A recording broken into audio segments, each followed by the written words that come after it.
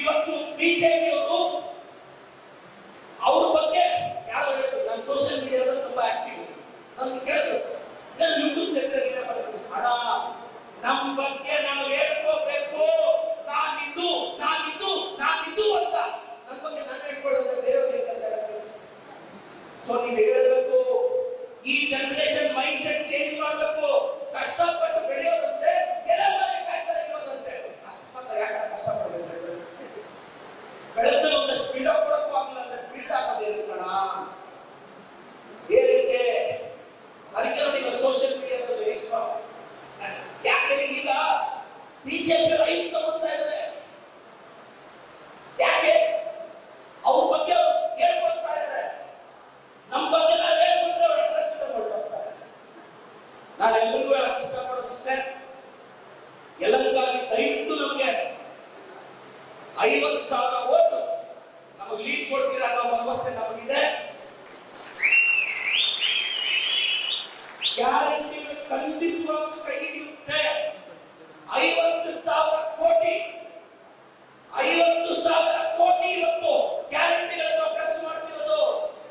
ಪ್ರತಿ ಮನೆಗೆ 2,000 ಬಂದ್ರೆ ನಿಮ್ ಲೈಫ್ ಅಲ್ಲಿ ನನ್ನ ಲೈಫ್ ಅಲ್ಲಿ 2,000 ಕೆಲಸ ಮಾಡ್ತಾ ಇರ್ಬೋದು. ಅಣ್ಣ ನಾನು ನಮಸ್ತೆ ಚಿಕ್ಕಬಳ್ಳಾಪುರದಲ್ಲಿ ಮನೆಗೆ ಹೋದ್ರೆ ಅಣ್ಣ ಈಗಲೂ ಸಂಧಿಗಳ ಮನೆ ಬೆಂಕಿದೆ ಅಂದ್ರೆ ನನಗನ್ಸುತ್ತೆ ನಾನು ಚಿಕ್ಕಬಳ್ಳಾಪುರದಲ್ಲಿ ಇದ್ದೀನ, ಯಾವ್ದಾದ್ರು ಅಂಡರ್ ಡೆವಲಪ್ ಕಂಟ್ರೀಸ್ ಅಲ್ಲಿ ಇದ್ದೀನ. ಆ ಸಂಧಿಗಳಿಗೆ ಹೋಗ್ತಾ ಇದ್ರೆ ನನಗೆ ಇವತ್ತು ನೋವಾಗುತ್ತೆ. 10 ವರ್ಷ ರೂಲ್ ಮಾಡ್ತಾರೆ ಅಂದ್ರು ಸಿಂಗಾಪುರ್, ಮಲೇಷಿಯಾ, ಮಾಲ್ಡೀವ್ಸ್ ಮಾಡ್ತಾರಂತೆ.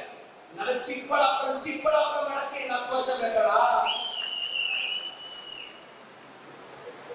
50% ಯುಜಿಡಿ ಇಲ್ಲ ಟೌನ್ ಅಲ್ಲಿ. ಮಳೆ ಜೋರಾಗಿ ಬಂದ್ರೆ ರೋಡ್ ಬರುತ್ತೆ ಚರಂಡಿ.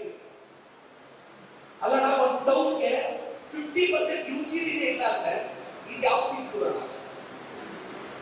ನಾನು ಸಿಂಪುರ ಹಂಗಿರುತ್ತೆ ಹೋಗ್ಬೇಕು, ತಗೊಂಡು ಬರ್ತೀನಿ. ನಮ್ಮ ಚಿಕ್ಕಬಳ್ಳಾಪುರಕ್ಕೆ ಹಿಡಿಯಲ್ಲ. ನಾನು ಹೇಳೋದಿಷ್ಟೇ, ನಾವು ನಮ್ಮ ಜೊತೆ ಫೈಟ್ ಮಾಡಕ್ ಬಂದಿರೋರು, ನಮ್ಮ ಕೆಪಾಸಿಟಿ ಮೇಲೆ ನಂಬಿಕೆ ಇದೆ ನಮ್ಗೆ, ನಮ್ಮ MLAಗಳ ಮೇಲೆ, ನಮ್ಮ ಅಭ್ಯರ್ಥಿಗಳ ಮೇಲೆ, ನಮ್ಮ ಮುಖಂಡರ ಮೇಲೆ ನಂಬಿಕೆ ಇದೆ. ನೀವೆಲ್ಲರೂ ಕಷ್ಟಪಟ್ಟು, ನಾನು ಹೇಳೋದಿಷ್ಟೇ, ಎಲ್ಲ ಎಕ್ಸ್ಟ್ರಾಸ್ ಹೆಣ್ಣು ಪ್ಲೇಟ್ ಬಂದ್ರೆ ಹೊಸದಾಗಿ ಯೋಚನೆ ಮಾಡುತ್ತೆ. ರಕ್ಷಾನವ್ರಿಗೆ ಒಂದು ಅವಕಾಶ ಕೊಟ್ಟು ನೋಡಿ, ಶಾಶ್ವತ ನೀರಾವರಿಯನ್ನ ತಂದುತ್ತೀರ್ತೀವಿ ನಾವು.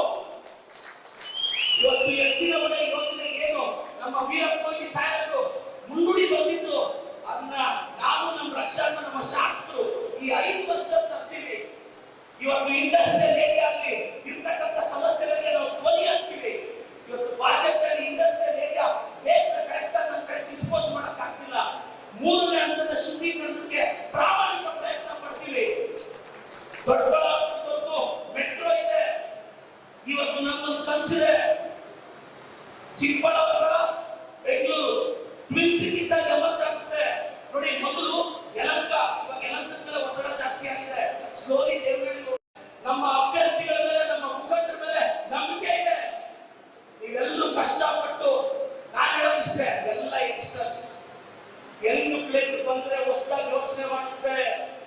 ರಕ್ಷಾನವ್ರಿಗೆ ಒಂದು ಅವಕಾಶ ಕೊಟ್ಟು ನೋಡಿ, ಶಾಶ್ವತ